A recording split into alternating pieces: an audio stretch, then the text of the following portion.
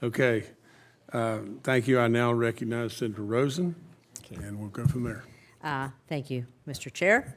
And I want to thank you, too, Administrator Loeffler, for joining us here today. I just want to make a short comment on what Senators Hickenlooper and Hirono have said, because we know that we want to bring back U.S. manufacturing so that we can compete. But when is the real question?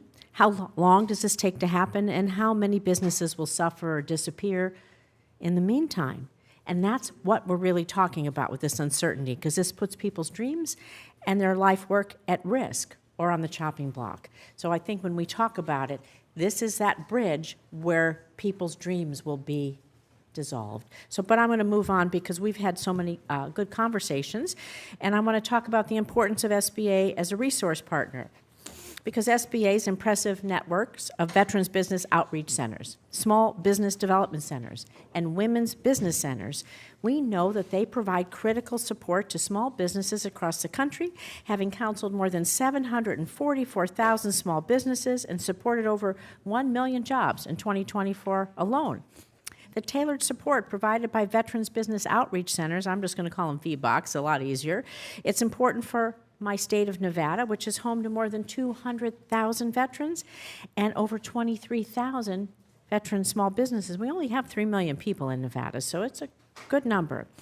I was proud to help secure Nevada's first dedicated in-state VBOC to ensure our veterans and transitioning service members get the support they needed to start a business. And so, Administrator, when we spoke ahead of your conversation, we really seemed that we connected and shared this priority to really support our veteran entrepreneurs. This is your story, bring the value of our community. And so I was really disappointed to see this drastic $167 million that was cut from the SBA's Entrepreneurial Development Program in the President's budget.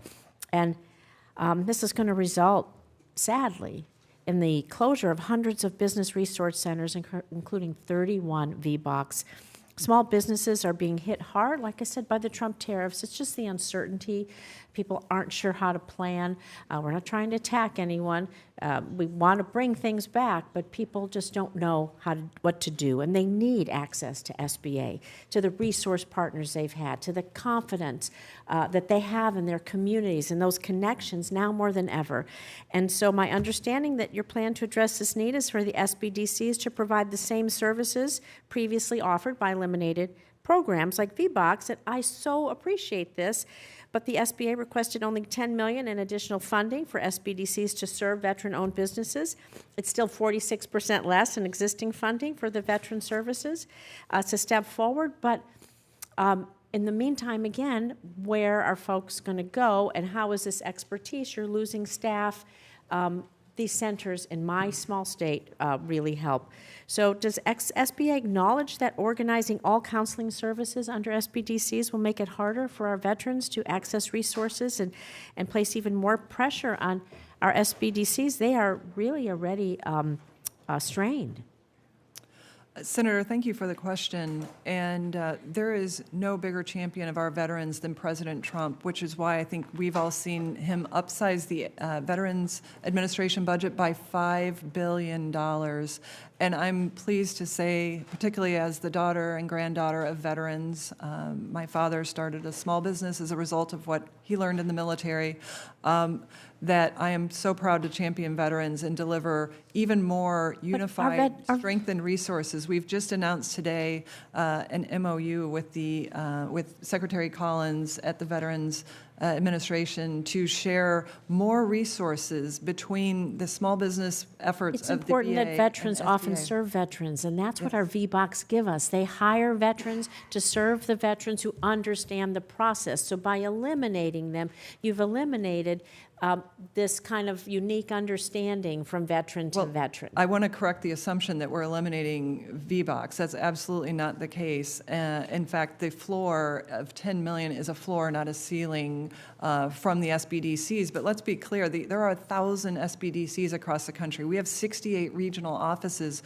with veteran specialists in those offices. We have PCRs on military bases. It took till last year for me to get the VBOCs in Nevada. So I just have one more quick question. The SBDCs do provide general counseling and business training, and so under your plan, how will SBA ensure that the SBDCs again, to the same point, have the advisors that are specifically trained to provide counseling on those unique needs, and how long is it going to, how long will veteran businesses have to wait for this transition to be complete? Because again, it's the uncertainty. They don't have to wait at all, Senator, which is great, because I totally agree with you. We need to serve our veterans better. And in fact, this week alone, we're hosting 15 seminars for our veterans in Boots to Business and Reboot across the country. And we're only going to build on that. In fact, through our partnership with the VA, through our work with SBDCs, through our veterans outreach programs in the region, we're consolidating and unifying our services so that veterans have access to the full suite of SBA. And I'm very proud to say SBA lending to veterans in this calendar year is up 26%. Will you come meet with folks in my office to I would give us love the to. list of I would love everything to. that you're doing so that we can communicate this out in Nevada and be sure that we continue to serve our veteran businesses? I'd love to meet you and visit with your state as well. Thank you. Thank you, Senator. Thank you, Mr. Chair.